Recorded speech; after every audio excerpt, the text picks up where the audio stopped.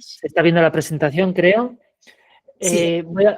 Voy a hablar sobre la razón de que hayamos realizado este trabajo utilizando imágenes satelitales en el caso del Nevado Coropuna, y es este proyecto que ya han presentado sobre modelización del hielo tropical en el sur del Perú, un proyecto que ha, como bien se ha dicho, ha puesto en común a varias instituciones europeas y peruanas, en la cual soy investigador principal, y que es un proyecto que busca modelizar el derretimiento de los dos mayores glaciares tropicales del mundo, que resultan estar los dos en el sur del Perú, son el Nevado Coropuna y el Quelcaya, en un contexto de cambio climático global. Aquí tenemos un mapa girado de Perú, y en el que podemos ver que tanto Quelcaya como Coropuna se sitúan entre los 14 y los 16 grados sur de latitud. Lo que ocurre es que el Quelcaya se sitúa en la franja este del altiplano andino, en el lado que da hacia la cuenca amazónica, mientras que el Nevado Coropuna se sitúa en la franja oeste, en el lado que da hacia la costa pacífica. Por tanto, uno está en un contexto húmedo y otro está en un contexto seco. Vamos a ver los contrastes entre los dos.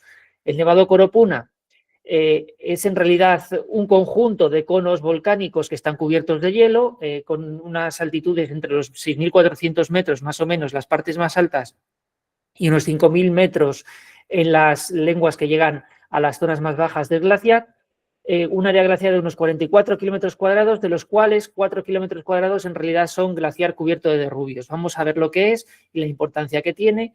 Y una precipitación anual que incluso en la cumbre es escasa, de alrededor de incluso menos de 600 milímetros de precipitación, todo de nieve, evidentemente. El Quelcaya, por el contrario, el área glaciada es prácticamente la misma, 40 kilómetros cuadrados. Las lenguas más bajas se sitúan también a 5.000 metros, pero la parte alta, pueden ver en esta imagen tan espectacular de Reni Díaz. Tengo puesta la página web porque es una página web que merece visitarla por la cantidad de fotografías impresionantes que tiene. La parte más alta es en realidad un altiplano, es una llanura a unos 5.650 metros de altitud. Las precipitaciones en la cumbre son mucho mayores, estamos en la franja húmeda del altiplano andino, a unos 1.200 milímetros de precipitación en la zona más alta. La pregunta, ¿cómo van a evolucionar los glaciares en el futuro? Tenemos aquí un trabajo realizado de modelización del futuro del glaciar Ales, que es el glaciar más grande de los Alpes en Europa, está situado en Suiza, y se puede ver en el contexto climático.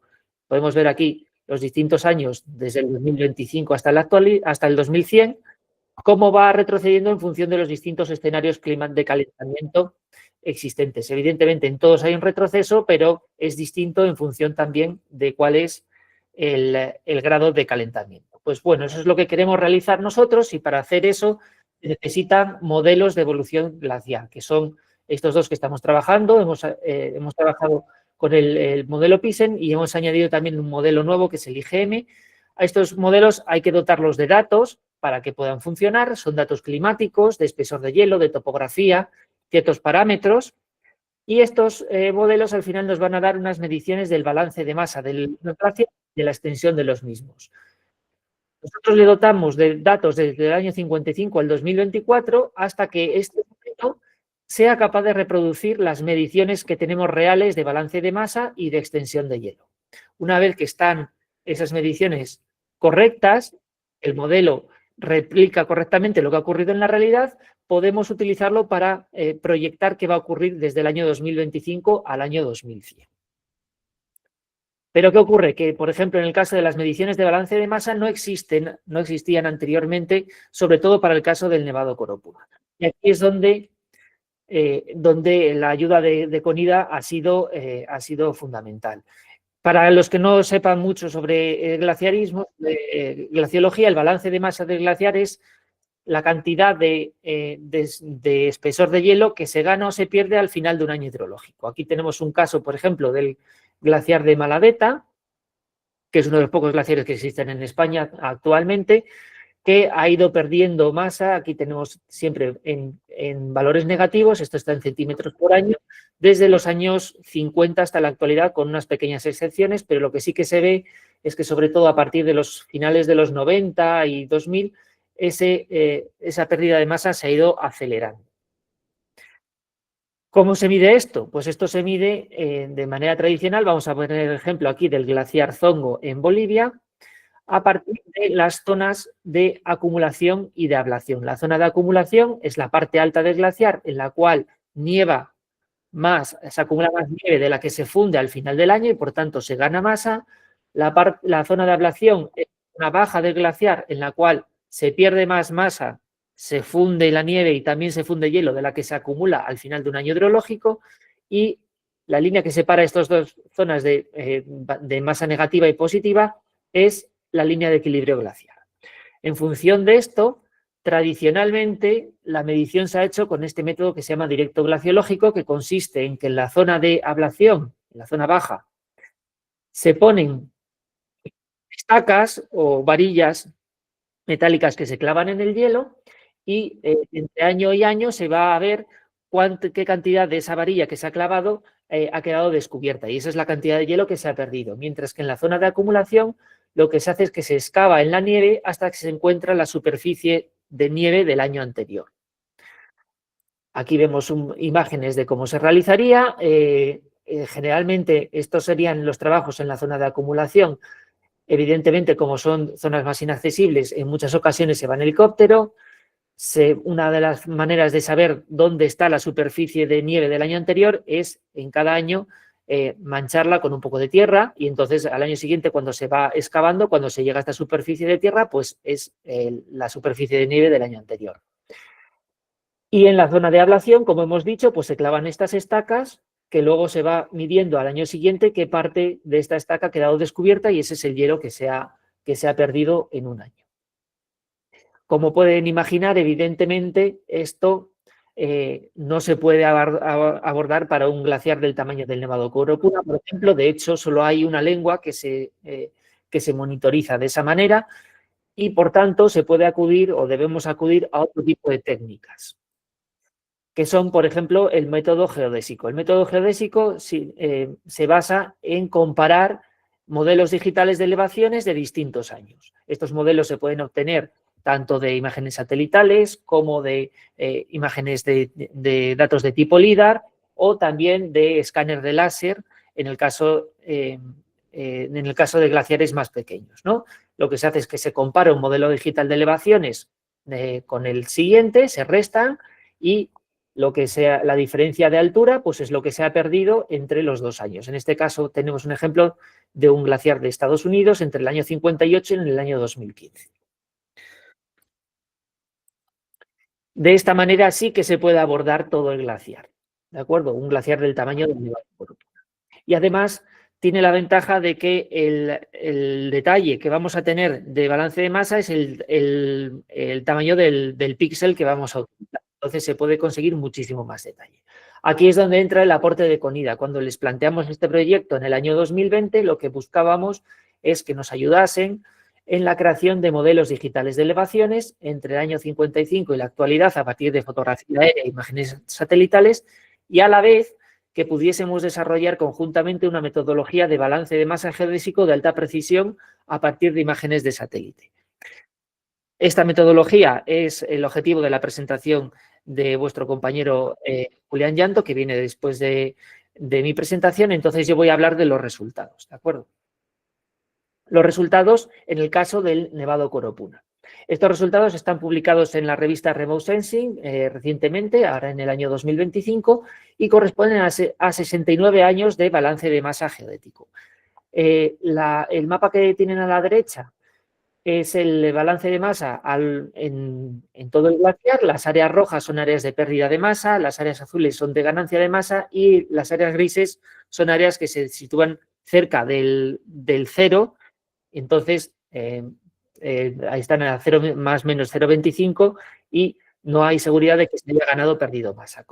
Y aquí a la izquierda tenemos, por un lado, el valor total de todo el glaciar en conjunto, en pérdida o ganancia de altitud o sea, de espesor de hielo en un año, en metros, y por encima tenemos esto desglosado por distintas bandas altitudinales, ¿de acuerdo? La extensión de las distintas bandas altitudinales, y este es el valor de balance de masa medio y una desviación estándar en cada una de estas bandas altitudinales.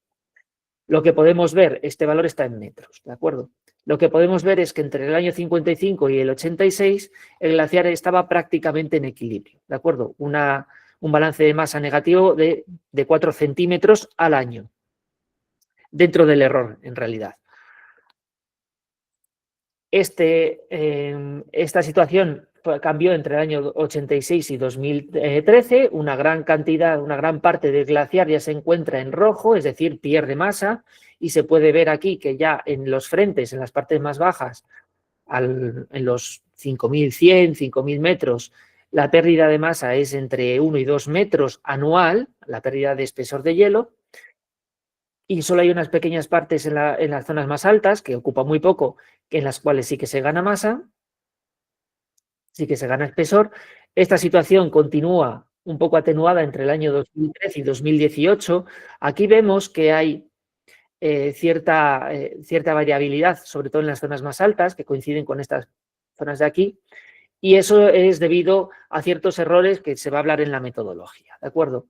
Pero bueno, en general el glaciar pierde alrededor de 30 centímetros en su conjunto al año de hielo. Esta situación se acentúa sobre todo todavía entre el año 2018 y 2020, y aquí ocurre una cosa que es curiosa, que es que en la parte más baja del glaciar se llegan a perder hasta 4 metros de espesor de hielo en un solo año, mientras que la parte más alta se sitúa entre equilibrio y una pequeña ganancia de hielo. Pero lo que va a ocurrir es que estas partes que han perdido tanto hielo lo que hace es que tira del resto de la superficie, del resto de la masa de hielo para los años siguientes, y lo que ocurre entre el año 2020 y 2023 es que tenemos una pérdida de masa generalizada en todo el glaciar, incluso en las partes más altas, con una pérdida media de hasta 2 metros en las zonas más bajas, pero incluso casi 1 metro de pérdida en las zonas más altas del glaciar. Y por último, entre 2023 y 2024, esta tendencia continúa con una pérdida acusada en los frentes glaciares, pero en las zonas más altas vemos que hay una gran cantidad de áreas en azul, y esto se debe a que la imagen que tomamos para el año 2024 es de agosto y todavía existía mucha nieve en superficie que no se había fundido. Entonces, estos valores en las zonas más altas pueden ser un poco engañosos. En general, 20 centímetros de pérdida de masa en un año, en todo el glaciar como media. Pero como se puede ver en los frentes, la pérdida es mucho mayor, ¿de acuerdo? Vale, ¿qué ocurre? Esto es lo que ocurre en lo que llamamos el glaciar blanco, el glaciar que se identifica en las imágenes, ¿no? El hielo que se puede ver a simple vista. Pero ¿qué ocurre? El hielo que está enterrado, que está cubierto de derrubios. Ocupa unos 4 kilómetros cuadrados aquí en el Nevado Coropuna, y lo que vemos es que su comportamiento es muy diferente. Si vemos las imágenes de las áreas de glaciares cubiertos de derrubios y glaciares rocosos, que son una mezcla de hielo y roca también, tienen hielo, lo que vemos es que dominan los grises, ¿no? Y si lo vemos desglosado por bandas altitudinales, lo que vemos es que el comportamiento, esto es entre 2013 y 2024, es de prácticamente estabilidad en esas zonas. No se funde casi hielo en estos glaciares. ¿Por qué? Lo vamos a ver en una imagen. Este es un glaciar cubierto de derrubios de la zona sur del Nevado Coropuna, y lo que podemos ver es que la capa de hielo está cubierta con una capa de detritos, de derrubios que le han caído encima, que actúan como una manta y lo protegen tanto de la radiación solar como de las temperaturas por encima de 0 grados. Y por tanto no hay prácticamente ni fusión ni sublimación, y estas zonas del glaciar cubiertas de derrubios resisten mucho mejor al cambio climático, al calentamiento, que las zonas expuestas. Como hemos dicho que con este balance de masa geodésico conseguimos también una alta resolución, podemos ver los contrastes que hay entre las distintas lenguas del Nevado Coropuna, porque no actúa como una sola lengua, sino que, aunque las áreas de acumulación están todas conectadas, luego el hielo va vertiendo a las distintas quebradas que tiene alrededor del nevado y hemos identificado, creo que unas 30 quebradas distintas, unas 30 lenguas glaciares distintas que no funcionan de la misma manera en cuanto a la pérdida de masa, ¿de acuerdo? En general, hemos visto que las lenguas que vierten hacia el norte pierden más masa que las que vierten hacia el sur y sobre todo que las que vierten hacia el oeste. Estas son las que mejor se mantienen. Y luego hay un caso específico que es un glaciar que está en el noreste que pierde mucha masa en todos los casos, que nosotros creemos que está relacionado con el hecho de que este glaciar se sitúa en una quebrada en la cual hay actividad geotérmica. Tenemos mediciones del suelo y sabemos que el suelo está más caliente de lo habitual en esa zona, porque también es una zona donde ha habido actividad volcánica hace creo que unos 2000 años. Y es probablemente la zona en la que el vulcanismo está más activo dentro del complejo del Nevado Coropo. Y luego aquí a la derecha podemos ver que incluso podemos ir a escala de más de detalle. Esto es una imagen del balance de masa en un glaciar cubierto de derrubios, estos que decimos que prácticamente no pierden, pero sí que hay algunos puntos en los cuales sí que está perdiendo masa que suelen tener relación con la existencia de pequeñas lagunas supraglaciares que se forman encima del hielo y que ayudan a que se funda el hielo tanto por debajo como sobre todo por los márgenes de la misma. Y esto lo podemos ver gracias a este balance de masa geodésico de tan alta resolución. Y bueno, creo que he ido bastante rápido. Aquí acaba mi exposición. Gracias por su atención. Quisiera agradecer a CONIDA la oportunidad que nos han dado de hacer esta presentación, tanto a mí como a mis compañeros que vienen ahora. Estoy dispuesto a responder preguntas, excepto estas dos, porque van a ser el objetivo de las dos presentaciones que vienen a continuación. Cómo se han obtenido los resultados que he presentado, la metodología y si es posible aplicar esta metodología al resto de los glaciares del Perú. Así que nada, muchas gracias y si hay alguna pregunta estoy encantado de responderlas.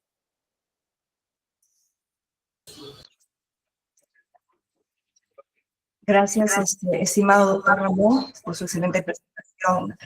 Todavía no hay ninguna pregunta. De repente, al finalizar, ya va a haber algunas preguntas de los participantes. Para continuar con el webinar, voy a presentar a nuestro segundo expositor, quien es el ingeniero Julián Llanto Verde, quien es ingeniero en conservación de suelos y agua, egresado de la Facultad de Recursos Naturales Renovables por la Universidad Nacional Agraria de la Selva, con experiencia en el campo de la teledetección, percepción remota y sistemas de información geográfica.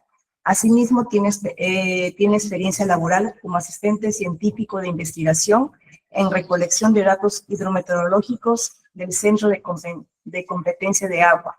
Asimismo, es especialista en sistemas de información geográfica y procesamiento de imágenes satelitales. Actualmente es miembro del Grupo de Investigación de Ciencias de la Tierra, Clima y Medio Ambiente por la Universidad Nacional Mayor de San Marcos. Actualmente es asistente de investigación de la Dirección de Aplicaciones Espaciales y Geomáticas y tiene experiencia en el procesamiento de imágenes de satélite del sistema satelital peruano, también del PeruSat-1, SPOT, COMSAT-3 y otras constelaciones como Lanza, Sentinel, entre otros. Adelante, Julián. Ok, voy a compartir mi pantalla. Buenas tardes a todos. Bueno, como ya se hizo la presentación, le voy a compartir la pantalla.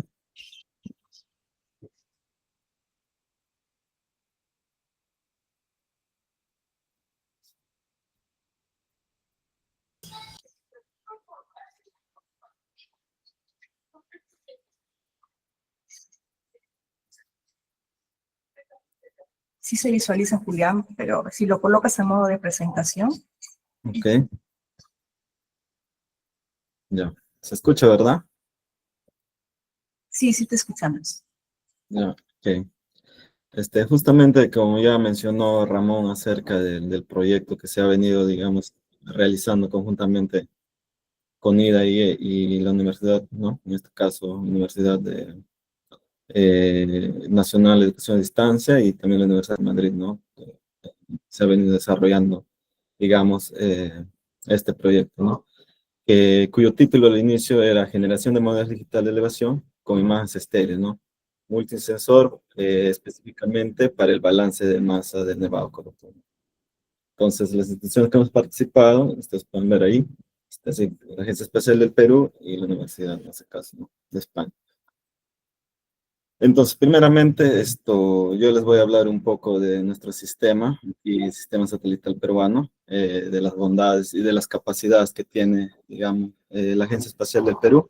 Generalmente, contamos con varios tipos de imágenes satelitales, tanto de alta resolución, como es el caso del PeruSat 1, ¿no?, que tiene una resolución de 0.7 metros, digamos, en el pancromático y 2.8 metros en el mundo espectral, ¿no? También tiene la capacidad estereoscópica y también puede tomar tanto imágenes estéreos como triestéreos. También asimismo tenemos imágenes spot, también con la misma capacidad, ¿no?, de poder tener imágenes estereoscópicas, ¿no? Y a partir de eso nosotros también podemos generar modelo digital de elevación, ¿no? Tenemos imágenes CONSAP en nuestros, digamos, en nuestra base de datos, CasioSat, y también imágenes por convenio con la Agencia Espacial China, digamos, ¿no?, como Baoheng-1 y Yuan, ¿no? O sea, todas esas imágenes que ustedes pueden, les he mencionado, tienen la capacidad, digamos, tienen alta resolución, ¿no? De ellas, la capacidad que tiene estereoscópica es PeruSat y SPOT, ¿no?, la cual le tenemos en todo el territorio peruano, ¿no? Generalmente ahora estamos construyendo un modelo digital de elevación de todo el Perú, digamos, a una resolución de 5 metros, ¿no? Entonces, esto es como para mostrarles a ustedes, más que todo, que la Agencia Espacial del Perú, o sea, no solamente es nuestro satélite PeruSat-1, ¿no?, sino que tenemos otros tipos de satélites también que ustedes pueden acceder, pueden experimentar, pueden investigar con esto, lo pueden dar distintos tipos de aplicaciones según la necesidad que ustedes pueden tener, ¿no? Entonces, esa es la capacidad que tiene nuestro satélite.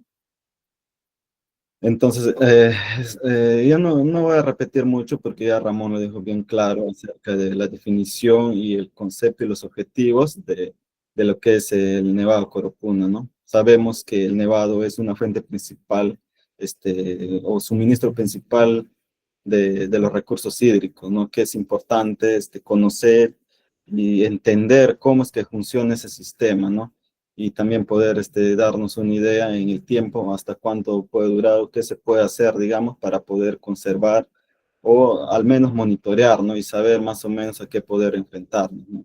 En este caso ya Ramón lo mencionó claramente, entonces yo voy a pasar al frente. Bueno, los objetivos al inicio en este proyecto, digamos, sean 4, ¿no? Uno que es la evaluación del balance de masas de todo el sistema glacial mediante aplicaciones técnicas geodésicas que ya mencionaron.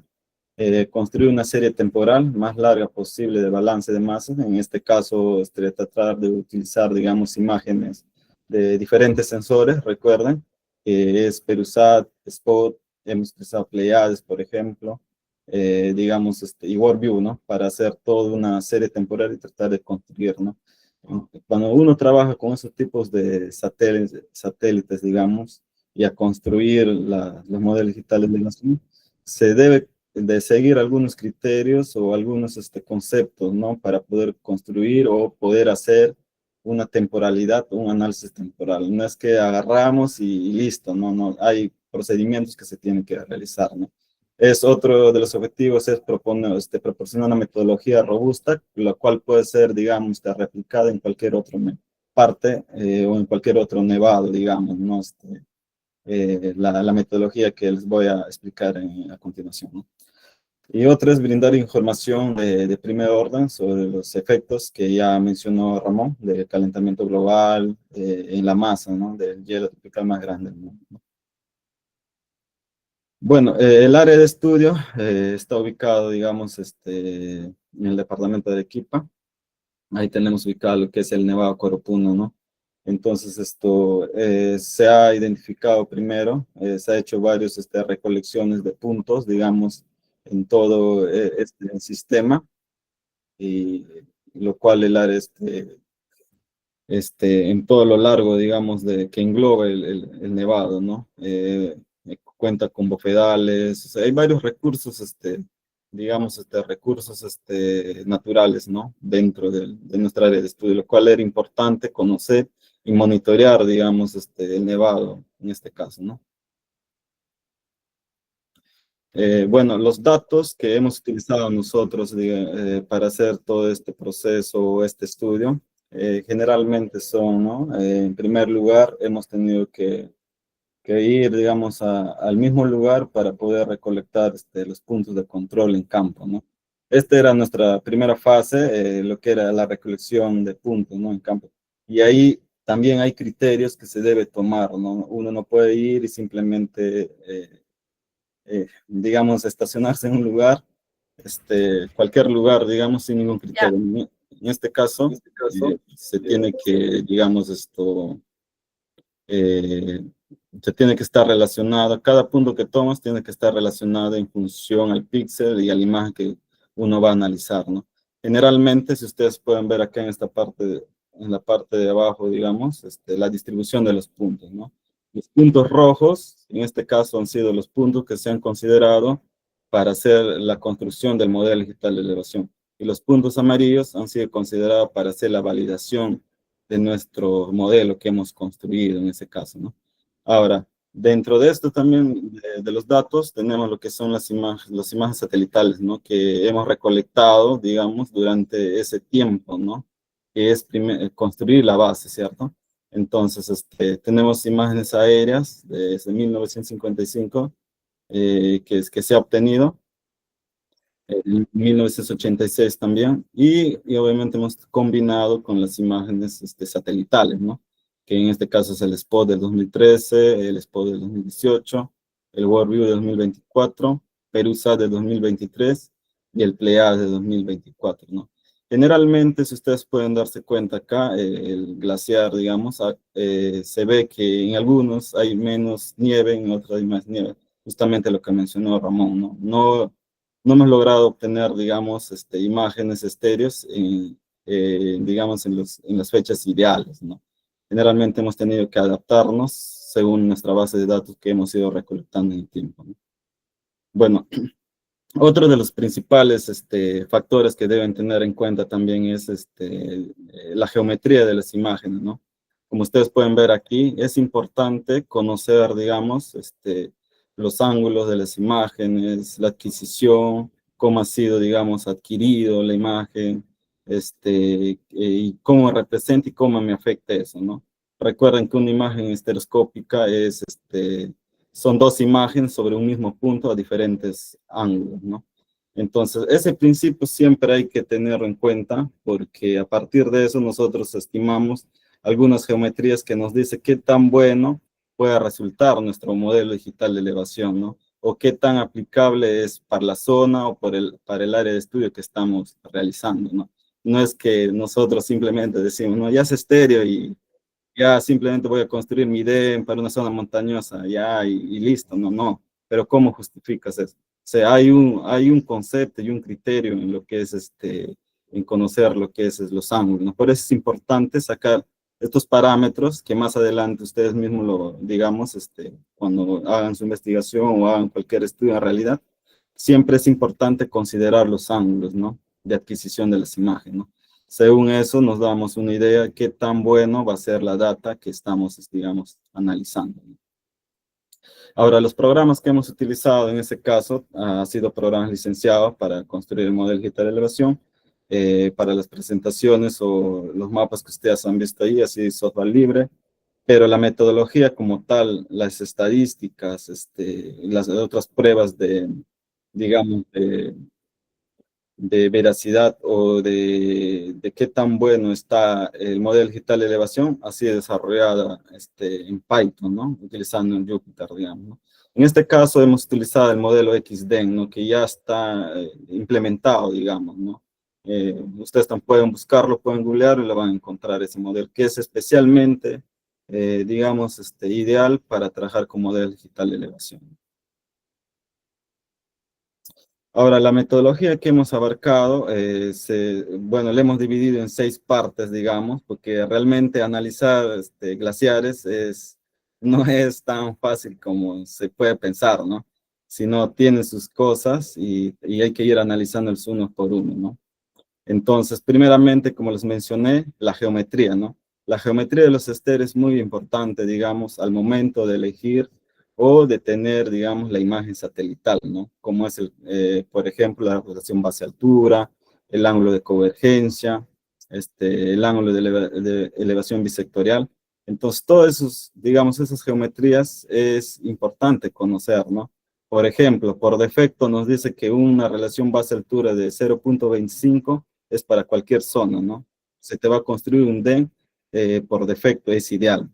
Pero si ya tú quieres ver, digamos, ya para zonas montañosas, si quieres tener mayor éxito en construir y ver todas las aristas de la pendiente, todas las aristas, digamos, del relieve de la superficie, entonces debe estar entre 0.35, 0.40, ¿no? Por ahí o hasta más, ¿no? Debe estar, digamos, tu relación base-altura, ¿no? Y si ustedes se dan cuenta, cumple digamos, nuestros datos o los resultados que hemos obtenido, ¿no? Igualito el ángulo de convergencia debe estar mayor de 30. En este caso, por ejemplo, ahí en Spot de 2018 y 2023 hemos tenido un poco de dificultad, pero hemos tratado de solucionar una a otra forma, ¿no? Les hablo en caso de que ustedes traten de conseguir datos ideales, pero cuando van a la práctica es casi imposible, ¿cierto? Entonces, hemos trabajado tratando de considerar todos los parámetros que puedan, digamos, englobar ese criterio, ¿no? Entonces, siempre hay que tener en cuenta eso cuando se trabaja, digamos, imágenes estereoscópicas o construcción de modelo digital de elevación. Primero deben preguntarse para qué lo quieren, dónde lo va a aplicar. No es que ustedes van a agarrar cualquiera y lo van a hacer, ¿no? No. Tiene que haber una justificación y un criterio, digamos, al momento de elegir o incluso al momento de ustedes solicitar sus imágenes estereoscópicas, ¿no? Digamos que por A o B, por ahí solicitan a una agencia que no sea del Perú, digamos, acá, o quieren adquirir otro, como que es, por ejemplo, WorldView o Pleiades, que nosotros no lo tenemos. Entonces, ustedes pueden solicitar, digamos, esas geometrías que yo les muestro aquí, ustedes pueden solicitarlo, ¿no? De acuerdo a su investigación que han hecho y cuál es lo más ideal, digamos, ¿no? Para poder construir el modelo digital de elevación sobre la zona de estudio. Y obviamente una vez que hemos ya comprendido lo que es la geometría, digamos, y tenemos todo bien claro, ya pasamos a la generación del modelo digital de elevación, ¿no? Como tal. Entonces hay digamos, hay un circuito que se debe seguir, ¿no? Primero nosotros recolectamos los puntos de control. Bueno, lo que han construido modelos ya lo saben, ¿no? Recolectamos los puntos de control, cargamos las imágenes, colocamos los puntos sobre las imágenes, generamos los time point o los amarres, validamos el modelo, digamos, de los puntos de control y los time point para ver el margen de error que se ha mostrado, digamos, o que está en función a los puntos. Entonces, una vez que ya está dentro de los parámetros, digamos, es aceptable, ya se hace la construcción del modelo digital de elevación, ¿no? Ahí hemos tenido otro detalle. Al inicio, cuando se fue a campo, ha sido pensado, digamos, para una imagen, en este caso Spot 2013, ¿no? Porque todavía no teníamos éxito en la adquisición de las imágenes de Perusat sobre esa zona. A medida que íbamos avanzando con la investigación, ha habido la oportunidad y se tomó una imagen, ¿no?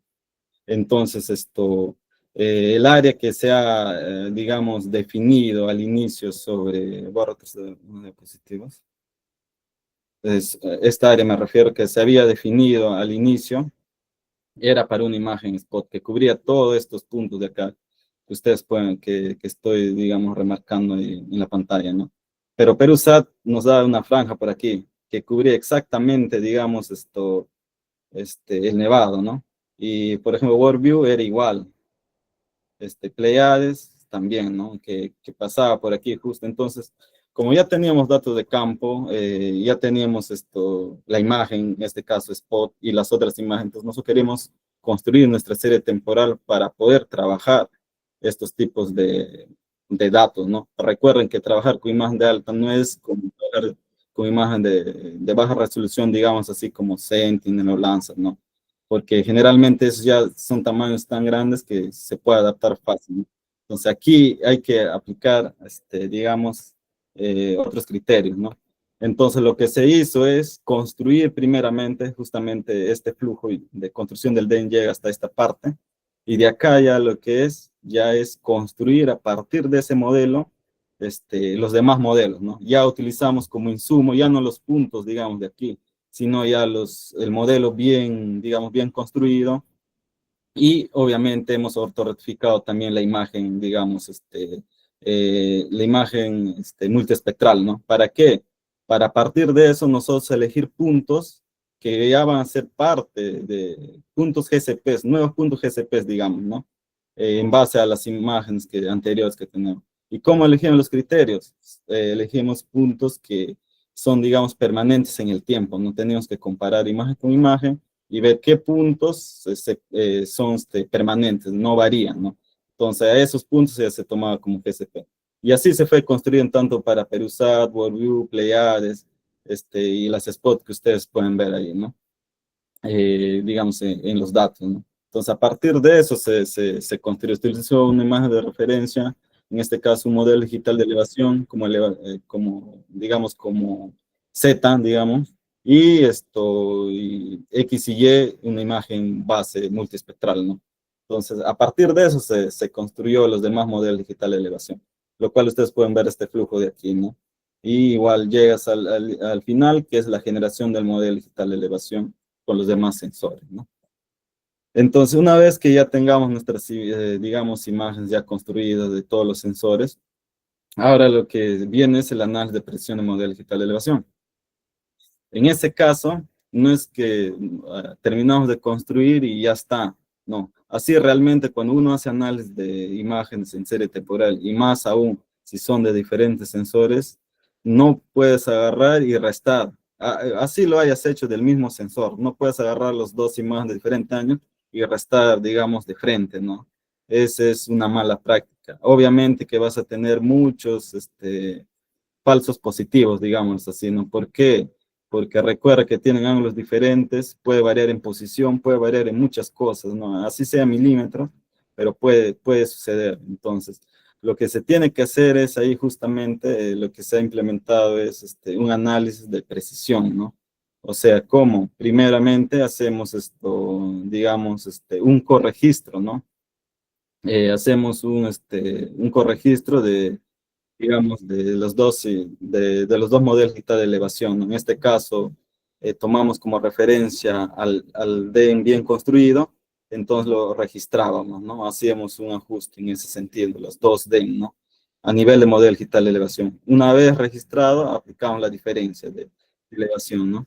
De ambos modelos, ¿no? Tanto uno antes y analizamos, digamos, sin hacer el corregistro y después de hacer el corregistro, para ver qué tanto ha mejorado, digamos, qué tanto la estadística ha mejorado y qué tan buenos son nuestros datos, ¿no? Y dentro de esos análisis de robustez estadístico, nosotros podemos ver la heteroceitacidad, ¿no? Pueden ver los variables empíricos y también el análisis de la máscara y el error de propagación, ¿no? Todos estos estadísticos ustedes pueden ver aquí, es esencial para lo que es definir nuestra incertidumbre del error con la que se va a trabajar, digamos, en este caso, la determinación del volumen de masa glacial, ¿no?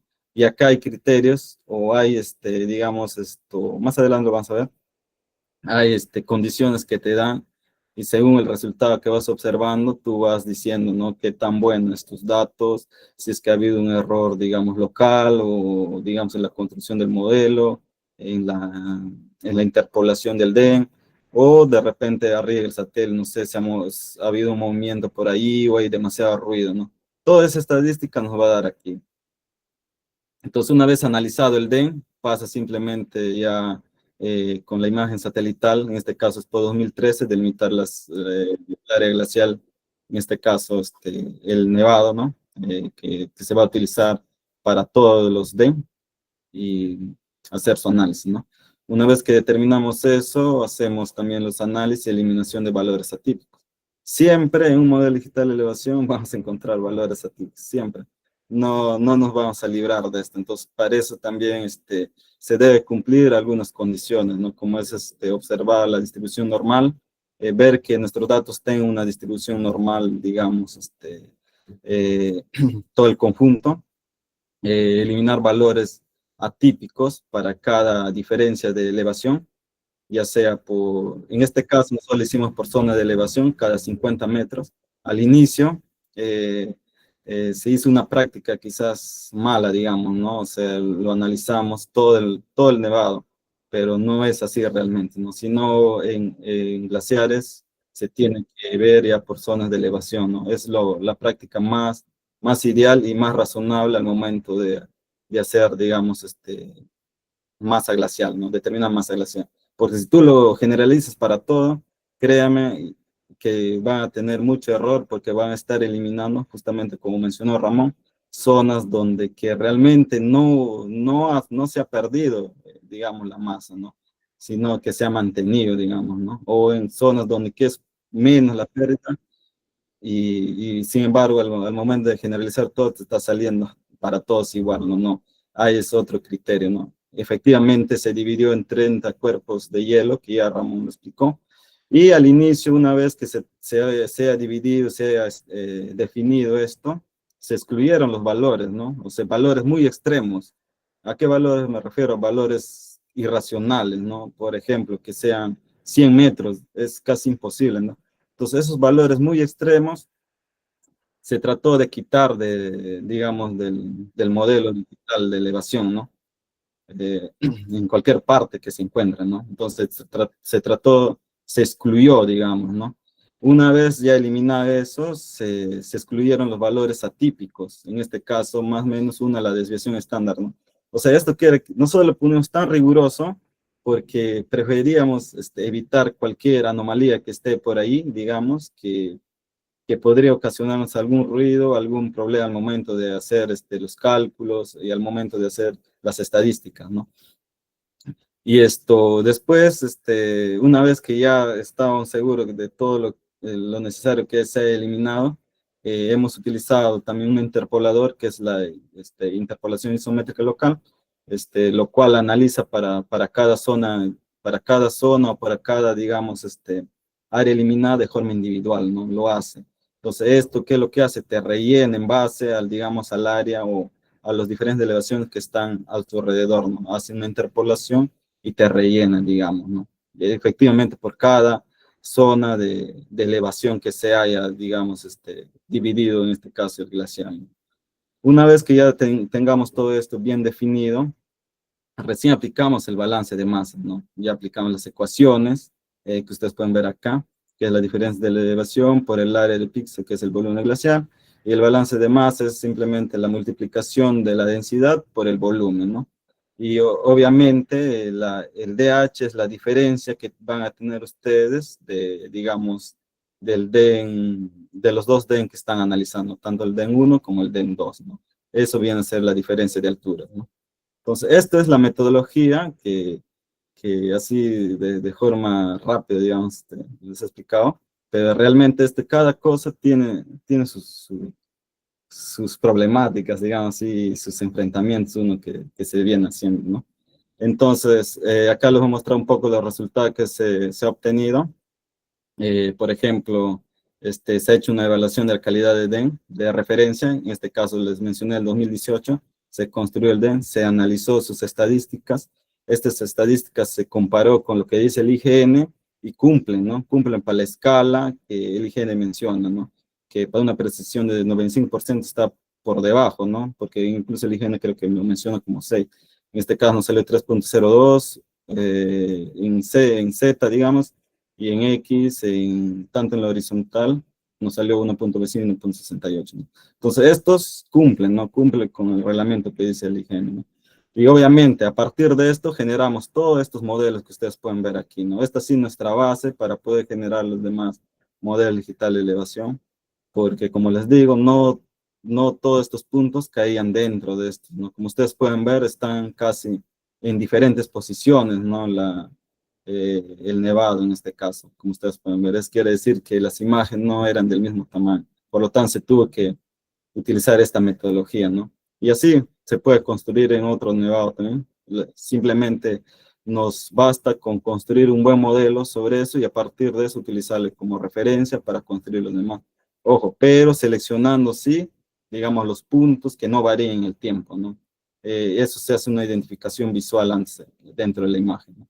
Igualmente se hizo sus estadísticas para ver la mina, las máximas, cómo ha sido su comportamiento con respecto, digamos, a todos los modelos, ¿no? Cómo ha ido sus elevaciones máximas, cómo ha variado en el tiempo, ¿no? Ustedes pueden verlo aquí, ¿no? Otro era, por ejemplo, la evaluación visual del DEN y el análisis del histograma, ¿no? Por ejemplo, uno de los problemas también al momento de construir modelos digitales de elevación, que también seguramente lo van a ver, es o lo van a leer por ahí, es la saturación, ¿no? ¿Por qué? Por el demasiado brillo justamente del nevado, se produce estas saturaciones que ustedes pueden ver y se genera como una mancha en la imagen, ¿no? Y al momento de construir, esto te interpola como si fueran valores anómalos, ¿no? Unos valores muy extremos, que justamente ahí entra la metodología de eliminación de valores atípicos, ¿no? Estos valores, entonces, por lo tanto, te generan falsos positivos, digamos, ¿no? Entonces, eso hay que tener mucho cuidado al momento también de trabajar con las imágenes. Siempre van a ver esto, siempre se van a enfrentar, ¿no? A estos tipos de problemas, ¿no? De saturación, digamos, en esta parte, en los nevados, en los hielos, siempre van a ver que las imágenes se saturan por el brillo que presentan, ¿no? Después también se han analizado los histogramas de cada imagen. Ustedes pueden ver ahí cómo es la distribución de los histogramas. Pueden ver que de los 5000, digamos, hasta los 5800, por ahí más o menos, todos coinciden. Y a partir de los 5000 o 6000 ya es menos área, ¿no? Menos área nevada. Y eso es lo lógico, ¿no? Casi acá es constante y acá hay menos área, ¿no? Entonces ustedes pueden ver el comportamiento del nevado. Todas estas cositas siempre hay que tenerlo en cuenta, ¿no? Para el momento de hacer digamos, todos los análisis del modelo digital de elevación.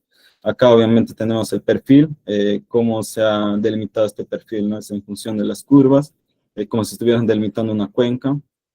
Entonces se hace el corte, digamos, en este caso del nevado, ¿no? Y obviamente se genera el perfil. Ustedes pueden ver dentro del perfil esos ruidos, ¿no? Justamente les menciono que es por esto, que ha habido imágenes. Aquí les pongo uno, por ejemplo, 2013 y 2018 hemos tenido estas imágenes, que se ha visto este problema, ¿no? De que se sobreexagera al momento de construir el modelo digital de elevación por la saturación o por el demasiado brillo, ¿no? Y ustedes pueden verla aquí, ¿no? Entonces, todos esos datos se ha colocado, digamos, ¿no? Bueno, el análisis de diferencia de diferencia y correlación del DEN, voy a poner un poquito. Bueno, se analizó también, ¿no? Cómo es el comportamiento del DEN. Recuerda que les mencioné ahí que se analizaba uno antes de corregistrar y después de corregistrar. Aquí ven ustedes la diferencia, ¿no? Antes pueden ver así que los colores varían y después se ajusta mejor y ya hay una mejor, digamos, correlación, ¿no? Entre los datos, ¿no? Obviamente acá igual también, estas son fotografías aéreas con la imagen 2018. Recuerden, para hacer validación o comparación de DEM, para ver si estadísticamente está, digamos, bien para ver la veracidad, si está construido correctamente, siempre es con la imagen con el DEN de referencia, ¿ya? Que es en este caso el 2018. Ustedes pueden ver todo así con 2018 porque ese es nuestro DEN base, ¿no? Igualmente acá, digamos, para el 2018 menos 2023, tenemos el antes y el después, ¿no? Y ustedes pueden ver acá sus estadísticas, ¿no? Cómo ha ido variando y cómo ha ido mejorando su precisión. Si ustedes pueden ver un ejemplo nada más por aquí. Por ejemplo, aquí, Pleiades con Spot 2018. Su precisión en elevación así 3.33 antes del corregistro, pero después del corregistro ya mejoró, ¿no? A 2.68, por ejemplo. Ya disminuyó, ¿no? Y otra cosa más que aquí se utilizó como, digamos, como indicador robusto la media absoluta, ¿no? ¿Por qué la media absoluta? Porque esto no se ve afectado al momento de haber datos anómalos o datos extremos, ¿no? No se ve afectado, digamos, el análisis de lo estadístico, ¿no? Porque si utilizas una media sí, por todo lado, digamos, es afectada. En este caso, no influye tanto ahí, ¿no? Entonces, igualmente se ha visto acá cómo ha sido en el tiempo la distribución, cómo ha ido mejorando, qué tanto es el rango de separación, digamos, de los años de análisis y cómo ha ido mejorando la elevación en función a la precisión, ¿no? Antes del corregistro y después del corregistro, ¿no? Igualmente en el tiempo, la posición, en este caso X horizontal, cómo se ha mejorado. La línea azul, por ejemplo, es antes y después de hacer el corregistro, obviamente que mejora con la imagen base, ¿no? Y después tenemos la evaluación de calidad de datos, ¿no? Aquí es donde que se ve la heterostaxicidad, la correlación espacial y la propagación de errores, ¿no? La heterostaxicidad generalmente está en relación a la curvatura y la pendiente, ¿no? En distribución, en función a la superficie que tú analizas, ¿no? Entonces acá ustedes pueden ver cuanto más, más es la pendiente, digamos, el error es mayor, ¿no? Ustedes pueden ver acá, está entre 1.15, ¿no? Igualmente, cuanto más es la curvatura, también aumenta el error, ¿no? Pendiente mayor, curvatura mayor, aumenta, ¿no? Y tenemos también acá los samples, cuánto es digamos, cuántas veces se repite sobre esa misma área, ¿no? Igualmente acá la estandarización. Acá hablamos de heterostaxicidad porque ustedes recuerden que es un área heterogénea, ¿no? O sea, no es homogéneo para hablar de homostaxicidad o simplemente de analizar un parámetro, ¿no? Tenemos que hablar de heterostaxicidad porque es indistinto en cada parte o en cada posición geográfica que tú analices el píxel, ¿no? No es homogéneo, digamos. Entonces, por eso es que se hace este tipo de comparación, para ver cómo es realmente que se está comportando nuestros datos, ¿no? Y a partir de esto, al modelar la heterostaxicidad, se hace un modelado, digamos, empírico, y te sale, digamos, la incertidumbre, la distribución de la incertidumbre en todo el mapa, ¿no? O sea, en todo el territorio. Cómo es el error, digamos, cómo es el comportamiento del error en todo, digamos, este ámbito, ¿no? Ahora, generalmente, para poder nosotros trabajar lo que es validación de modelos digital de elevación, no se trabaja con las áreas que son cambiantes, en este caso, digamos, el glacial, ¿no? Es un área cambiante. Puede ser los bosques, por ejemplo, no tienes que enmascararlo, ¿no? Tú tienes que quedar simplemente con las áreas estables, que crees que son estables y que no van a cambiar, digamos, en el tiempo. A partir de eso es donde que se hace todo, digamos, se hace todo, digamos, los análisis estadísticos, ¿no? Y se replica y se toma esto como referencia para aplicarlo, digamos, a las zonas inestables, ¿no? En este caso, el glacial, ¿no? Es así, por eso es que acá ustedes ven un enmascaramiento del nevado, en este caso, de los bordes de nevado o del área, y nos quedamos con la zona estable nada más, ¿no? Para poder hacer un mejor análisis estadístico, ¿no? Porque si ustedes engloban todo, que no van a tener, prácticamente no es lógico eso, ¿no? Generalmente se trabaja de esta manera, ¿no? Entonces acá estandarizamos para que los errores mayores no sean los predominantes, tratamos de estandarizar todo en un solo para que estén dentro del rango, ¿no? Ahora el modelo del variograma también, es importante también conocerlo porque aquí nos va a mostrar qué tan bueno ha sido el modelo digital de elevación, ¿no? Si es que hay un problema, digamos, local o un problema al momento de construir el modelo digital de elevación, o se tiene que aplicar otro tipo de corregistro al momento digamos, de hacer el modelo digital de elevación. En este caso, tiene un comportamiento, digamos, normal, ¿no? O sea, es correlacionalmente bueno nuestro modelo digital de elevación por el comportamiento, ¿no? Acá hay una meseta que se mantiene constante y está entre 1 y 1.25, ¿no? O sea, sí está dentro de los parámetros, ¿no? Igualmente acá digamos, el inicio es menor. Este es normal porque los cambios generalmente son zonas así grandes o hay mucho elevación, es rápido el cambio, pero también hay digamos, donde que se normaliza, ¿no? Entonces, correlacionalmente, es muy correlacional nuestros datos. Entonces, es aplicable para hacer cualquier tipo de estudio, en este caso, eh, glaciológico, otro tipo de estudio de interpolaciones o cualquier otro estudio. Esto siempre en cuando, digamos, la línea es así, quiere decir que hay otros problemas, ¿no? O simplemente que de acá es muy grande, digamos, ¿no? esta respuesta de acá, ¿no? O sea, no es demasiado grande, digamos, ya hay algunos errores que se debe considerar ahí, ¿no? Entonces, al momento de analizar el variograma, ya se hace lo que es la propagación de error. En la propagación de error, nosotros ya vemos la incertidumbre. Por ejemplo, ustedes pueden ver acá los datos, que te dice que la diferencia de elevación en toda esta área es de menos 0.17, con una incertidumbre de más o menos 0.28 metros de espesor de hielo, digamos. Con esta incertidumbre es que se trabajó, digamos, todo lo que es lo que Ramón mencionó, los cálculos, las interpolaciones que ustedes ven, ¿no? Y cada uno se hizo, para cada modelo, digamos, para cada resta, se graficó, se vio la heterostacidad, se vio todos los parámetros estadísticos para nosotros realmente garantizar que nuestros resultados están aceptables, ¿no? Y cumplen las gráficas, ¿no? Entonces, todo es un detalle que se tiene que llevar bien en cuenta, ¿no? Y finalmente, ya para terminar, bueno, ya la eliminación de valores atípicos y la interpolación de los datos faltantes. Una vez que ya hemos constatado que nuestros datos ya son, digamos, aceptables, ya eliminamos los valores extremos, ¿no? Que les mencioné en la metodología, ¿no?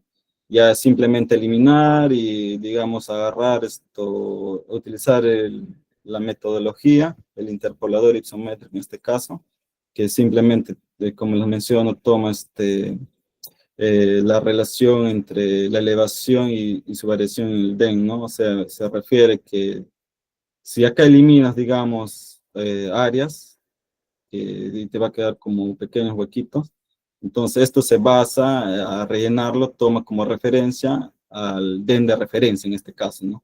Que sería el spot para poder rellenar. Entonces interpola estos datos, DEN de referencia con sus elevaciones. Entonces ahí hace una interpolación local para cada espacio que se ha rellenado. Hay un interpolador que es global, que es más regional, a lo que entiendo. Entonces, ese es más, cuando ya, por ejemplo, tienes un área única, grande, entonces puedes aplicar ese interpolador también.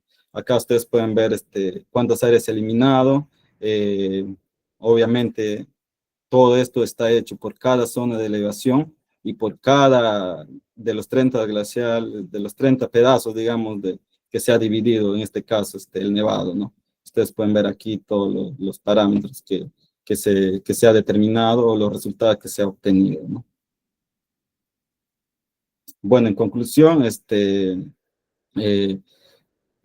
bueno, uno de los estudios se combinó con éxito, digamos, las imágenes aéreas, fotogramétricas e imágenes satelitales para evaluar el balance, ¿no?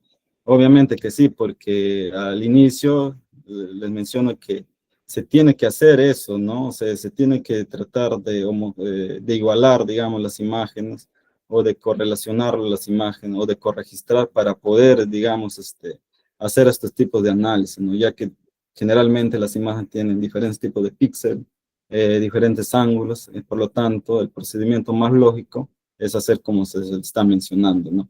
Entonces, uno de los aportes más importantes es que se ha conseguido utilizar tantos satélites como PeruSat para llegar a obtener balances de masas geodésicos del glacial Nevado Corupuna, ¿no?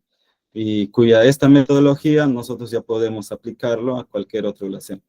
Es de nuestro territorio, obviamente, porque ya todo está, digamos, de una u otra forma ya automatizado la metodología, ¿no? La cual es hasta termina el balance de masa realmente, ¿no? Todo esto también desde la estadística hasta el balance de masa, ¿no? Simplemente ya es criterio del que está analizando ver cómo va comportándose o cómo va resultando sus datos, digamos, según va analizando cada resta o cada modelo digital de elevación, ¿no? Bueno, ya Ramón lo mencionó, el artículo que se publicó, y bueno, y eso es todo, ¿no? Gracias.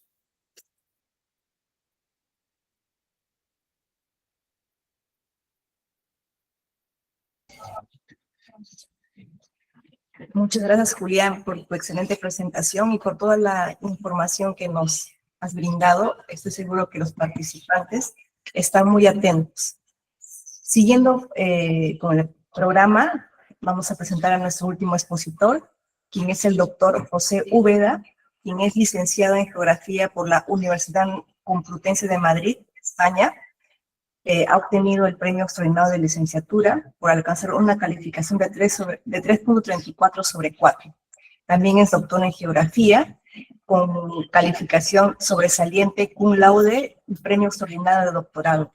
Su tesis doctoral trató sobre el impacto del cambio climático en los glaciares del complejo volcánico Nevado Coropuna, cordillera occidental de los Andes centrales. Los métodos ensayados en esa tesis se han aplicado en otras áreas de estudio a lo largo y ancho de los Andes peruanos. Se ha especializado en geomorfología glacial, periglacial, criósfera, cambio climático y dataciones cosmogénicas. Es miembro fundador del Grupo de Investigación en Geografía Física de Alta Montaña y Regiones Polares. También ha colaborado en proyectos de investigación con diversas instituciones peruanas, el servicio como una de ellas es el Servicio Geológico de Ingemet y el Servicio Glaciológico en Aijén y algunas universidades nacionales como el Callao, Huaraz y Cusco. En el 2014 participó en su primera campaña de investigación en los Andes peruanos y desde entonces ha participado en 24 campañas más, todas enfocadas en el impacto del cambio climático en criósfera, glaciares rocosos y permafrost, y en el registro de los paleoclimas en las evaluaciones de los glaciares en escalas desde algunas décadas hasta decenas de miles de años. Ha publicado 24 artículos para revistas científicas, 2 libros y 7 capítulos de libros y 67 trabajos en congresos internacionales. Actualmente es coordinador del programa de investigación CRIO Perú, que promueve la cooperación científica entre instituciones peruanas y extranjeras para evaluar el impacto del cambio climático en la criósfera de los Andes. Adelante, doctor José. Hola, buenas. Confío en que se me escuche bien si no me avisáis. Y voy a compartir pantalla.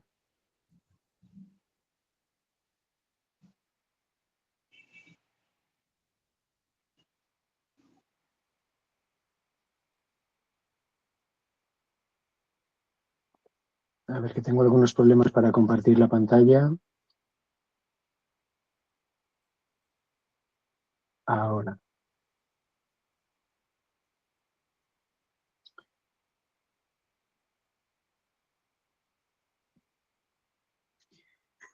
Muy bien. Muchas gracias, Yulisa, y saludos a muchas personas que conozco desde hace tiempo que han venido virtualmente, que están participando en este webinar. Muchas gracias y muchas gracias a todo el mundo que participa por su interés. Bueno, pues después de haber explicado el proyecto y los resultados y la metodología, lo que yo voy a explicar es el objetivo final que tenemos, que propusimos en 2020 a CONIDA, que es crear un observatorio espacial de la criosfera peruana. El trabajo que hemos presentado y que está disponible en un enlace que habéis visto en las presentaciones y que he pasado yo en el chat del webinar, de la reunión de Meet, está en Open Access, se puede descargar de manera gratuita. Y este trabajo pues, ha sido un ensayo para probar esta metodología en un lugar que conocíamos bien, del que teníamos mucha información, que es el Nevado Coropuna, un lugar que es especialmente, que le tengo mucho cariño, claro, porque desde 2004 que inicié mis trabajos para la tesis doctoral, pues he ido casi todos los años. Y bueno, lo que estamos viendo, pero lo que vamos a ver ahora es, bueno, esa propuesta, una presentación de esa propuesta para el Observatorio Espacial de la Criosfera Peruana. ¿Cómo podemos llevar esta metodología a otros lugares? En pantalla estamos viendo un lugar precioso, maravilloso. En la parte de arriba podéis ver es el glaciar Choepón, que está en Pariacaca. Y bueno, este lugar recuerdo cuando lo elegimos, lo buscamos en Google Earth y me quedé enamorado porque fijaos, había 2 lenguas de hielo que confluían desde 2 áreas fuentes distintas en una laguna y bueno, en la fotografía de arriba es de una campaña que hicimos en 2016 y está mi amiga Isabel Ramos, que entonces trabajaba en el Senami, y en las imágenes de abajo podemos ver la deglaciación que se observa mediante satélite en ese lugar entre 2010 y 2020. Y en 2020, pues tristemente esas dos lenguas se habían separado. Veis en la laguna ha crecido y tenemos unos erags desprendidos de las lenguas de hielo flotando en la laguna. Bueno,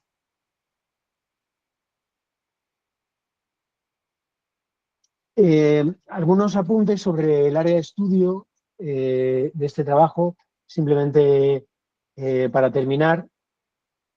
El Nevado Coropuna, bueno, pues como veis está en el borde sur del altiplano, son unos edificios volcánicos, un conjunto de entre 4 y 6 estratovolcanes activos que están en el departamento de Arequipa, en el borde sur del altiplano. Aquí vemos en la imagen, vemos el altiplano donde se levanta el Nevado Coropuna y luego pues, el altiplano conecta con la costa del Pacífico a través de una empinadísima rampa que salva ese desnivel de 6.000 metros en solo 100 kilómetros de distancia. Y me gusta señalar esto porque la importancia del estudio de los glaciares no es solo en relación con las reservas hídricas, sino también en relación con los riesgos naturales para la población y sus actividades económicas, porque en este caso, por ejemplo, es muy paradigmático, es un volcán activo que si entrase en erupción pues podría provocar un huaico, un tipo de huaico que en este caso es un lahar, porque removiliza material volcánico que podría ser muy destructivo porque se canalizaría por esos valles que veis, el valle, la red fluvial de Locoña y de Majes, donde se localiza casi toda la población, porque es precisamente en esa región tan árida, una de las regiones más áridas de la costa, donde en esos lugares donde circula el agua que se evacúa de las montañas, donde están las actividades económicas. Por ejemplo, este proyecto Majes, que es uno de los proyectos que se están haciendo para irrigar esas regiones, esas zonas tan áridas en la costa y hacer construcciones, desarrollar actividades económicas. Y bueno, es una de las regiones más áridas de la Tierra por influencia de la corriente de Humboldt, que transporta aguas frías procedentes de la Antártida, y esos glaciares, por tanto, son una reserva hídrica estratégica para la supervivencia de la población y de las actividades económicas. Y también muchas veces constituyen un peligro que es necesario evaluar. Entonces, ¿dónde podemos extrapolar la metodología ensayada en el Nevado Coropuna? Bueno, para entender eso, primero tenemos que entender cuál es el control climático que hay sobre los glaciares peruanos, que es lo mismo que hablar de las causas de deglaciación. Entonces, por una parte, en escala de cientos y miles de años, aquí tenemos una representación en Google Earth de la Tierra. Vemos la zona de convergencia intertropical, que es una zona de mucha actividad convectiva, donde converge la circulación atmosférica del hemisferio norte y del hemisferio sur. Y ahí veis la localización del Nevado Coropuna.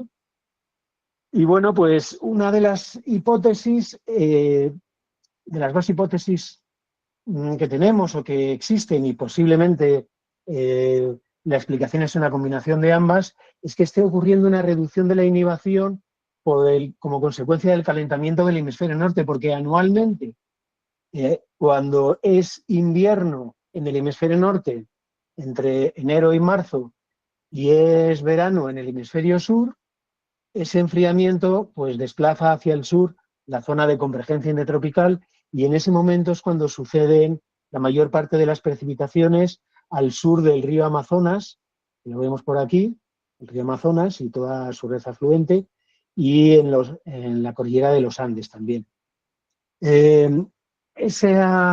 La zona de convergencia intertropical es uno de los componentes del monzón de verano de Sudamérica. Tenemos un monzón también en Asia y en otros lugares del mundo.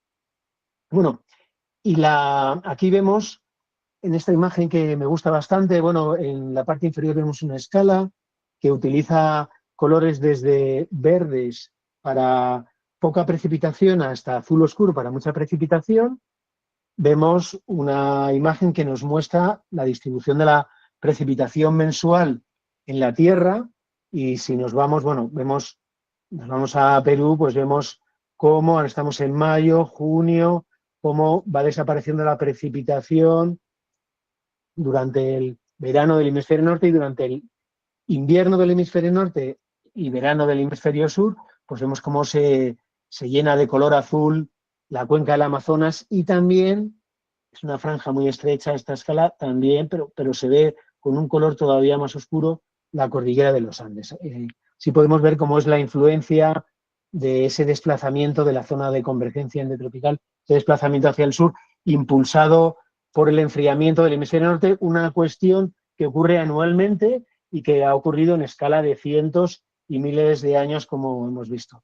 Pero lo que está ocurriendo también, hay otra hipótesis, y es que haya una reducción de la innovación por el Niño Oscilación del Sur, un fenómeno que seguramente casi todo el mundo que participa en este webinar conozca muy bien por las implicaciones que tiene para Perú. Aquí vemos una imagen que me gusta mucho mostrar en las clases para darnos cuenta de lo importante que es el Pacífico, que es enorme, enorme. El albedo, es decir, la capacidad de reflejar, la capacidad de la superficie terrestre para devolver al espacio la energía que recibe del Sol.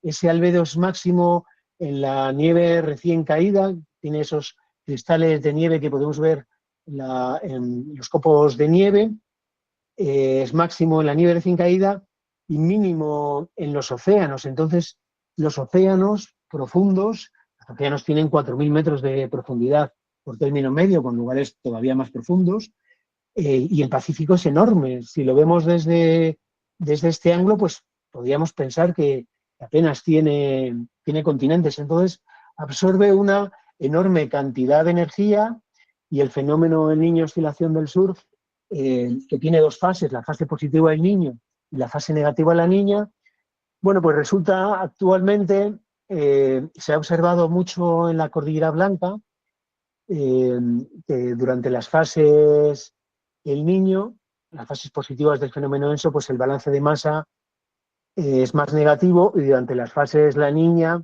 es menos negativo. Entonces, bueno, aquí vemos simplemente una representación de una fase El Niño y de una fase La Niña, y vemos cómo se representa la anomalía de la temperatura. Tenemos aquí la diferencia con respecto al promedio de una serie. Vemos el 0 son colores verdes, y de ahí va hasta -5 en una gama mucho más fría, y hacia la gama cálida pues hasta 5. Pero vemos, simplemente es una representación de cómo en la zona Niño +4, cómo se observa en las fases El Niño un calentamiento de la superficie del mar hacia la costa de Ecuador y Perú, y cómo durante las fases de La Niña pues vemos pues la misma región, pues las temperaturas del mar son frías, y eso pues tiene importantes repercusiones no solamente en el clima de Perú, sino a escala planetaria. Entonces, bueno, sobre todo lo que nos importan ahora son los glaciares. Aquí vemos dos fotografías del Nevado Coropuna, y hay una pregunta pendiente, que es ¿cuál es la relación de la deglaciación con el fenómeno ENSO? Porque no la hemos encontrado tan clara en nuestro estudio, todavía hay que investigar más. No se ve tan claro como en la Cordillera Blanca. Hay que tener en cuenta que la Cordillera Blanca está mucho más al norte y el Nevado Coropuna más al sur, y bueno, pues son cuestiones que habrá que investigar. Sin embargo, en estas fotografías podemos ver algo evidente. Vemos una estación meteorológica que instalamos cerca de los glaciares del Coropuna, y en el año 2015-2016, cuando la instalamos, que era un año niño, pues se pueden ver las lenguas de los glaciares, se distinguen muy bien porque las vertientes del Coropuna están desprovistas de nieve. Sin embargo, un año después, 2 años después, una fotografía que me envió mi amigo Rolando, de la Unidad de Glaciología de la Autoridad Nacional del Agua, pues vemos esa misma estación como está cubierta pues aproximadamente ahí 1 metro y medio de nieve. Entonces, pues digamos que parece ser que es muy posible que esa tendencia global a la deglaciación esté siendo frenada por las fases La Niña. Y aquí vemos, bueno, en un trabajo, en una tesis de grado que hizo una estudiante de Arequipa, y bueno, que ahora sigue trabajando con nosotros y está realizando un máster ahora. Bueno, pues aquí vemos simplemente utilizando el índice ONI. Si escribís en Google ONI Index, vais a una página de la NOAA, de la National Ocean and Atmospheric Administration de Estados Unidos, y tenemos datos donde vemos, pues, en función de cómo son las anomalías positivas o negativas del niño, pues bueno, cómo es esa curva que hemos construido desde el año 1950, que hay datos hasta el año 2025, cuando esa curva sobrepasa el valor 0.5 positivo o el valor 0.5 negativo, pues hemos definido fases sensopositivas el niño o fases sensopositivas la niña respectivamente, y hemos ubicado ahí, hemos localizado diferentes imágenes de satélite. Se ve cómo va descendiendo la superficie de los glaciares desde 56 kilómetros cuadrados en el año 55 hasta 40 kilómetros cuadrados en el año 2024, pero como digo, esto es un análisis además solamente de la superficie observable de los glaciares, observable, como ha mostrado antes Ramón, una de los descubrimientos de los que hemos podido constatar, por ejemplo, a través de utilización de GPR, es que hay un porcentaje significativo de glaciares del Coropuna que están cubiertos por detritos. Entonces, bueno, pues todavía queda mucho para avanzar.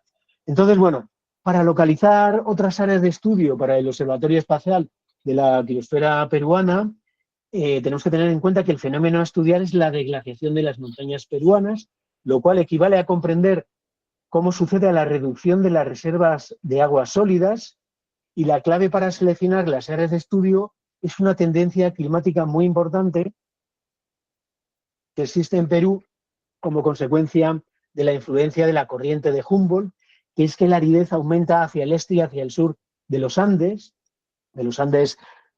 centrales y, bueno, de los Andes en general, a medida que nos acercamos al área fuente de la corriente de Humboldt, que es la Antártida. Aquí tenemos una representación, muy rápidamente lo explico, de la Antártida, y vemos, bueno, desde que se separó la Antártida de Sudamérica, se generó una corriente circumpolar antártica que genera un proceso de retroalimentación, de conservación del suelo en la Antártida, y al mismo tiempo, en ese momento, hace unos 20 millones de años, pues empiezan a aparecer corrientes de agua fría que bañan los márgenes suroccidentales de todos los continentes del hemisferio sur, y en el caso de Sudamérica, en el intervalo de latitud que la corriente de Humboldt baña las costas del continente, pues existe la región más árida de la Tierra.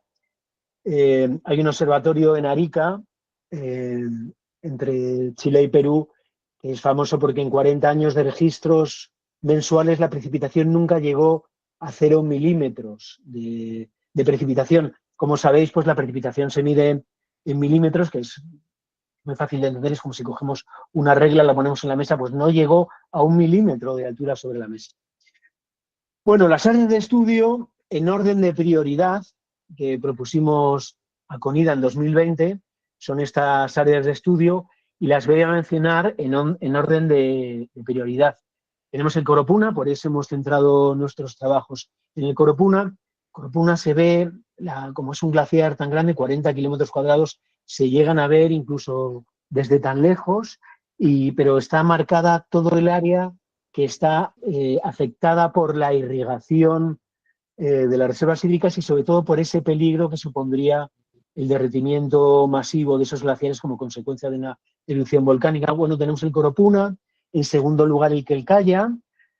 Por esa razón también es objeto de estudio del proyecto MOTAIS, cuyo investigador principal es Ramón Pellitero, que ha realizado la primera exposición. Y bueno, como él ha explicado, pues son los dos glaciares tropicales más grandes de la Tierra. Coropuna está en una región árida y el Quelcaya en una región más húmeda. Y bueno, pues por eso las hemos seleccionado como áreas de estudio para este proyecto, y son las dos áreas de estudio prioritarias para extrapolar esa metodología que hemos hecho en el Coropuna e intentar realizar ese observatorio espacial de la criosfera peruana, que nos permitiría, como ha explicado Ramón, realizar una observación de los glaciares en toda su superficie. En tercer lugar tenemos la Cordillera Blanca y Guayguas, sobre todo la Cordillera Blanca, porque es de igual manera que el Coropuna y que el Caya son las dos masas de hielo tropical más grandes de la Tierra. La Cordillera Blanca es la cordillera con glaciares más larga de los trópicos. Bueno, pues esas serían, si llegásemos a ese, de hecho, el siguiente objetivo, después de que el Caya, que ya estamos trabajando en ello, en colaboración con CONIDA y con INEIGEN, el siguiente objetivo debería ser la Cordillera Blanca, porque, si os fijáis, tendríamos un triángulo muy interesante ahí.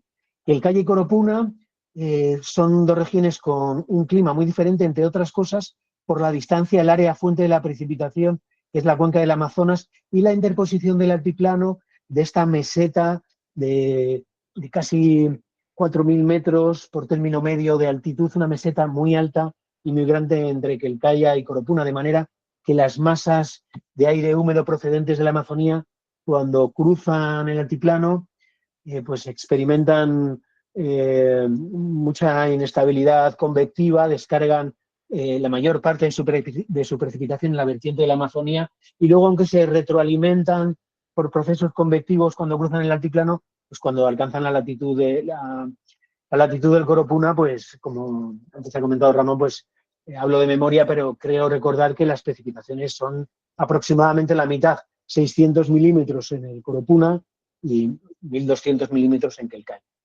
Bueno, pues entonces la tercera área sería la Cordillera Blanca. Luego, en quinto lugar, tenemos la Cordillera Pariacacá, donde hemos desarrollado, en todos estos lugares, hemos desarrollado además investigaciones sobre la evolución de los glaciares en escala de siglos y en escala de miles de años, lo cual nos permite conocer un poco mejor las interacciones glaciares-clima, y ahora pues se trata de realizar estos trabajos en escala de décadas para poder hacer proyecciones a futuro, que es lo que importa desde el punto de vista del impacto del cambio climático en la sociedad.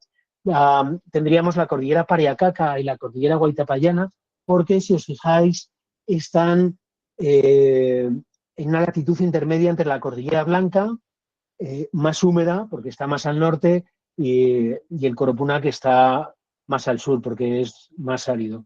Podemos decir que, bueno, la Cordillera Blanca y Quelcaya pues forman parte, y Guaitapallana forman parte de los Andes húmedos, inclusive creo que Pariacaca también, y el Coropuna forma parte de los Andes áridos. Bueno, hay toda una serie de trabajos que tratan sobre esa clasificación que acabo de hacer, y bueno, pues si queréis, pues podemos hablar sobre ello en otra ocasión.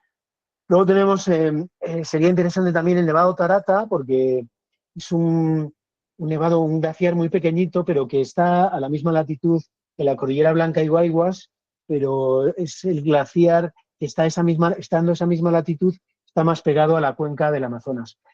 Y luego tendríamos en la Sierra de Lima hay una serie de glaciares muy pequeñitos, pero que también se puede analizar muy bien cómo ha sucedido la deglaciación en los últimos 200 años. Y en esos glaciares tendríamos también el Nevado Salcantay, cerca de Cuzco. Y para terminar de hacer este mosaico, ¿no?, de áreas de estudio para ese observatorio espacial de la criosfera peruana, tenemos la Cordillera Polobamba. Muy bien, seguramente habéis pensado que se me ha olvidado el área de estudio 4.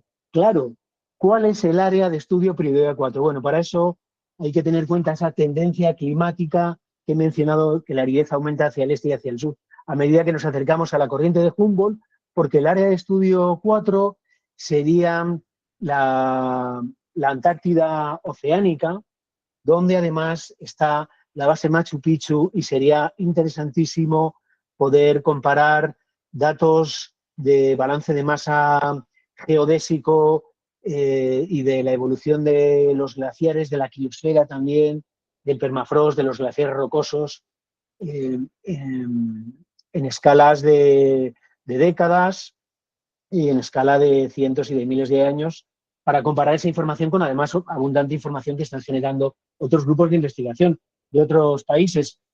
Con lo cual, todas estas cuestiones son investigadas también por personas de otros países que no son instituciones peruanas, pero me gusta comentar esto para resaltar la importancia que tiene este proyecto y los proyectos de investigación, porque Perú necesita crecer como país. La ciencia peruana tiene que crecer. Animo a todos los que están participando, por favor, para que se formen, para que terminen sus tesis de ingeniería o de licenciatura y corran a realizar sus maestrías y doctorados, porque además hay ayudas muy buenas del programa Prociencia. Os animo a que hagáis este esfuerzo. Bueno, para realizar ese observatorio, aquí tenemos, se ve pequeñito, una imagen del Coropuna y vemos una estación geodésica estacionada para tomar los puntos de control a los que se han referido mis compañeros, que serían necesarios para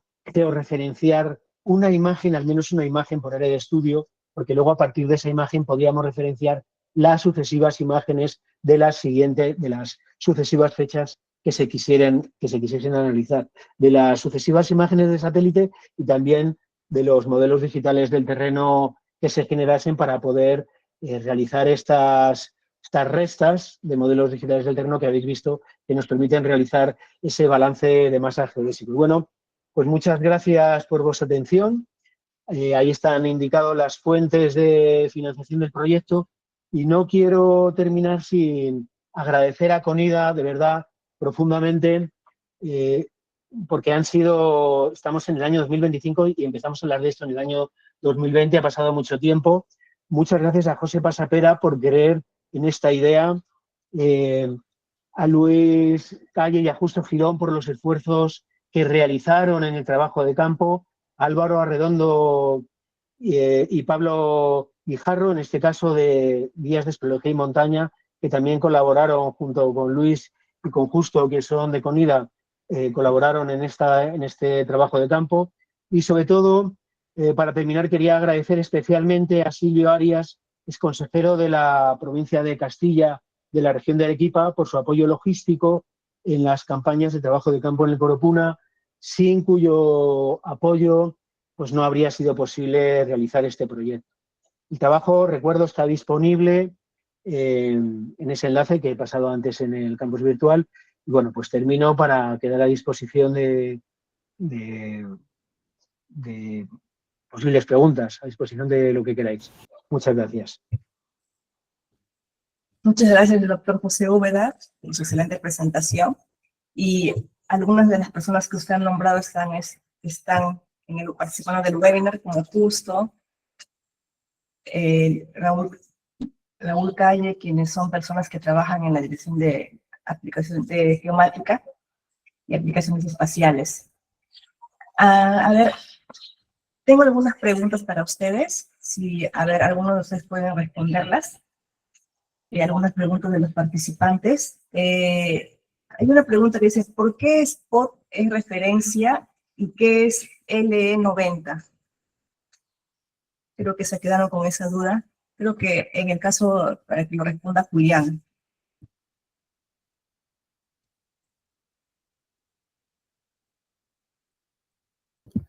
Hola, sí, justamente voy a responder al chat. ¿Por qué Spot, y por qué L90? ¿No? L90 es, digamos, el porcentaje de confianza o de que hay al 90%, ¿no?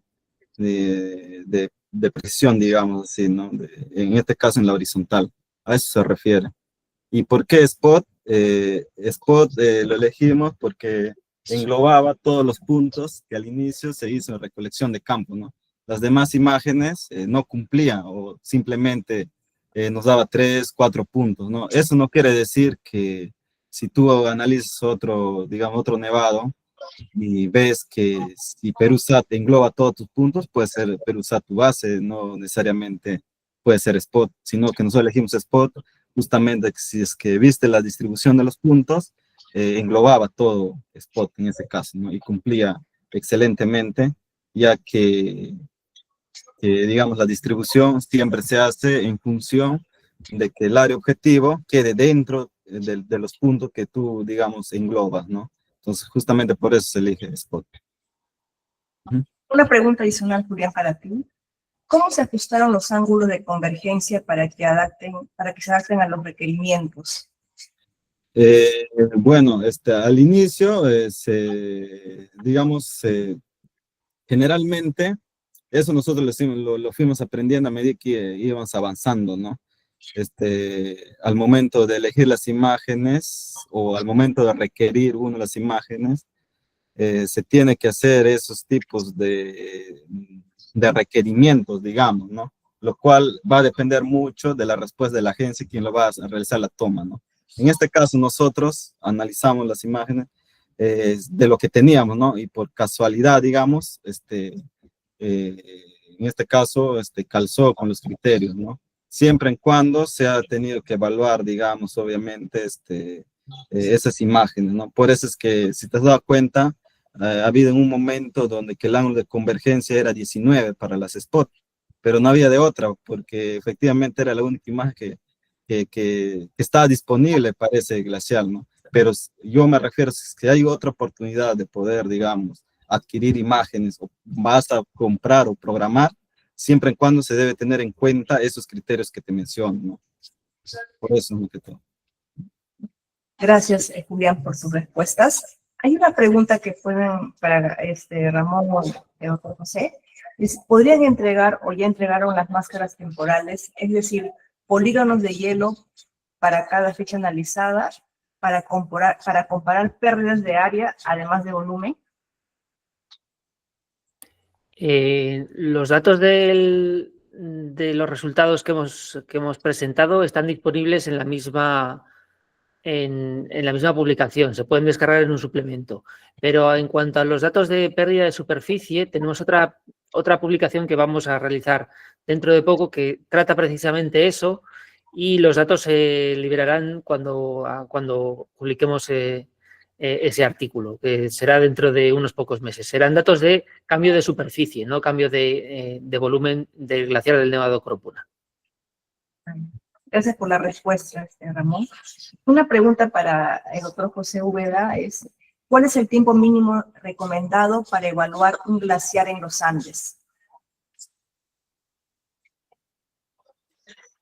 Bueno, en realidad yo creo que no hablaríamos del tiempo mínimo recomendado, sino más bien del tiempo máximo posible, porque cuanto más largas sean las observaciones, pues más vamos a poder conocer no solo sobre la evolución de ese glaciar, es decir, sobre el impacto del cambio climático en ese glaciar, sino sobre todo una cosa importantísima que tenemos que tener en cuenta, sobre la información que ese glaciar puede proporcionar sobre el cambio climático a escala mundial. Tenemos que ser conscientes que estas áreas de estudio tienen una importancia a escala mundial. Entonces, realmente se hace lo que se puede. En el caso del Nevado Corupuna, cuando yo realicé la tesis doctoral, pues pude acceder a fotografías aéreas del año 55 que había disponibles en el IGN. Conseguí la última copia en papel porque ya no quedaban negativos en el Servicio Aerofotográfico Nacional de fotografías aéreas del año 86, y luego ya pues están disponibles todas las imágenes del periodo desde el que existen imágenes de satélite desde los años 70. Hay que tener en cuenta además que la resolución y la calidad de esas imágenes de satélite va aumentando a medida que nos acercamos a las fechas actuales, y hoy en día es cuando tenemos mayor calidad, mayor cantidad y mayor calidad de información satelital sobre los glaciares. Pero para poder retrotraernos al pasado es muy importante esa información que en el caso de Perú está disponible en un vuelo, en el Corupuna es del año 55, pero en gran parte de Perú del año 62, pero he de decir que lamentablemente en mis últimas visitas al IGN pues me han contado pues que esos negativos no se están cuidando y se están echando a perder, pues porque alguna persona está pensando que si existen imágenes de satélite, ¿para qué queremos las fotografías aéreas? Esas fotografías aéreas son importantísimas porque están representando una imagen aérea de todo Perú en los años 50 y años 60 del siglo pasado, no solamente para ver los glaciares, también para ver cómo para ver cómo ha aumentado la deforestación, cómo han aumentado las ciudades.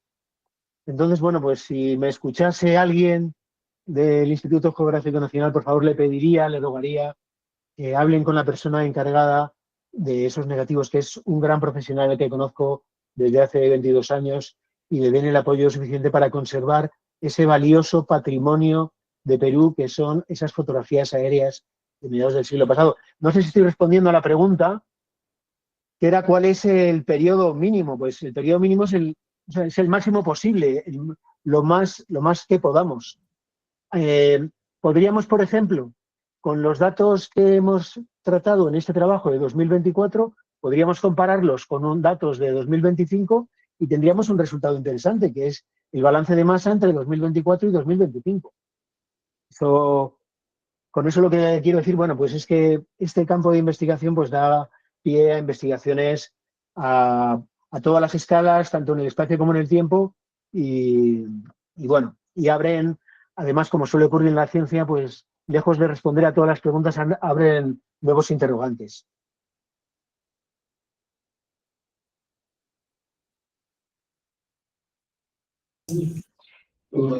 Muchas gracias, doctor José, por por todas las respuestas que nos han brindado, tanto al doctor Ramón y a Julián.